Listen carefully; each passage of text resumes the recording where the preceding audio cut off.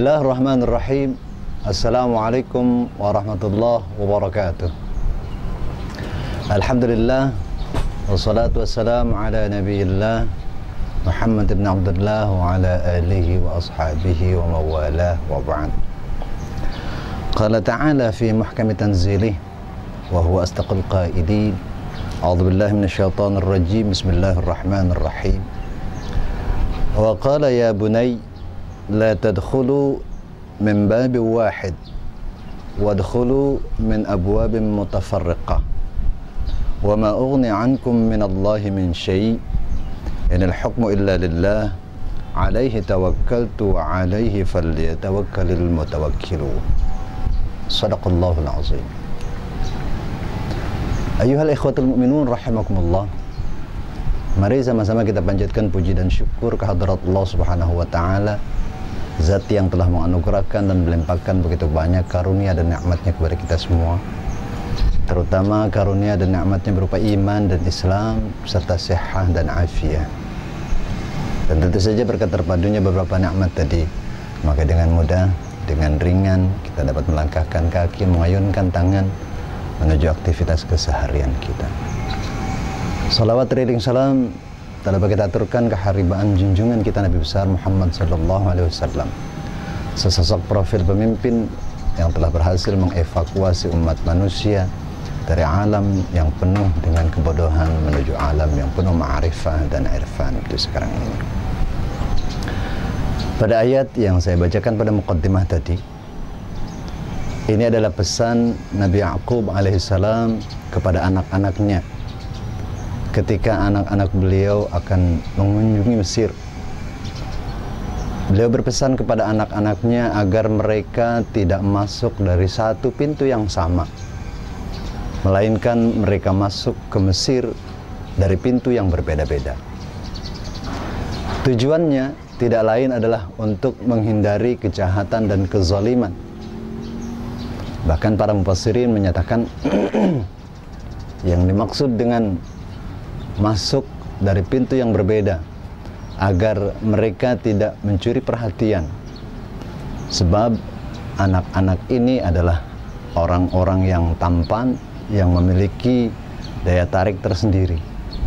Oleh karenanya jangan sampai menjadi satu target kejahatan dan mereka celaka bersama. Nabi Ya'qub alaihissalam memerintahkan mereka untuk masuk dari pintu yang berbeda. Dalam konteks lain, kita bisa ambil pembelajaran dari ayat ini bahwa sesungguhnya kita bisa menempuh berbagai macam cara dengan membentuk kelompok-kelompok tersendiri atau dengan membentuk kongsi-kongsi khusus agar dengan kongsi-kongsi itu sesuai dengan fungsi masing-masing kita dapat mencapai kemaslahatan dalam hidup.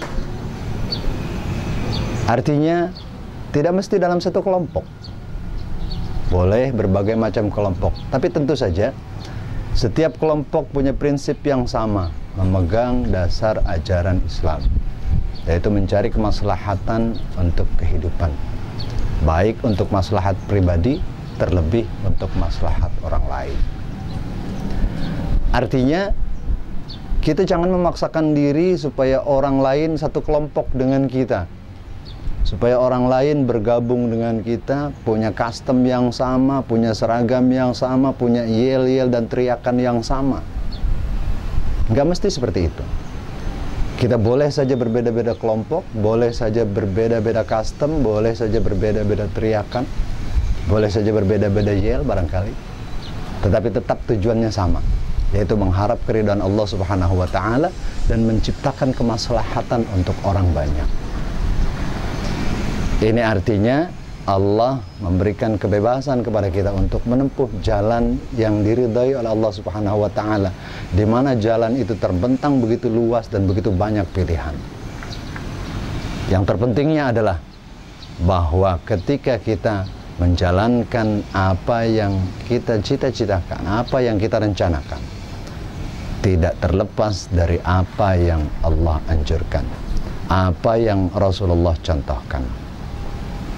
Ini sekaligus menepis keinginan sekelompok orang di mana ketika orang lain tidak sekelompok dengannya, dianggap musuh, dianggap bahkan hal-hal yang menjijikkan, seperti hal-hal yang menjijikkan seperti itu. Ini tentu saja tidak benar menurut pandangan Al-Quran. Karena kebebasan yang Allah berikan, bagian dari nikmat yang Allah berikan kepada kita, dan kemerdekaan untuk berpikir, berbuat, dan melakukan sesuatu sejauh bisa dipertanggungjawabkan, sejauh tidak melenceng dari ajaran Al-Quran, sejauh tidak melenceng dari ajaran hadits Rasulullah SAW, maka ini dibenarkan dalam ajaran Islam. Sekali lagi, ini bukan berarti kita harus satu kelompok, satu organisasi, satu kesatuan yang kemudian harus seperti itu semua, harus sama semua dalam satu sistem, dalam satu custom. Tidak seperti itu. Yang penting tujuannya sama. Jalan boleh berbeda, strategi boleh berbeda, tujuannya sama, yaitu untuk mencapai keridhaan Allah Subhanahu wa Ta'ala dan untuk menciptakan kemaslahatan bagi manusia. Demikian, mudah-mudahan bermanfaat. Wallahul muwaffiq ila aqwamit thoriq. Wassalamualaikum warahmatullahi wabarakatuh.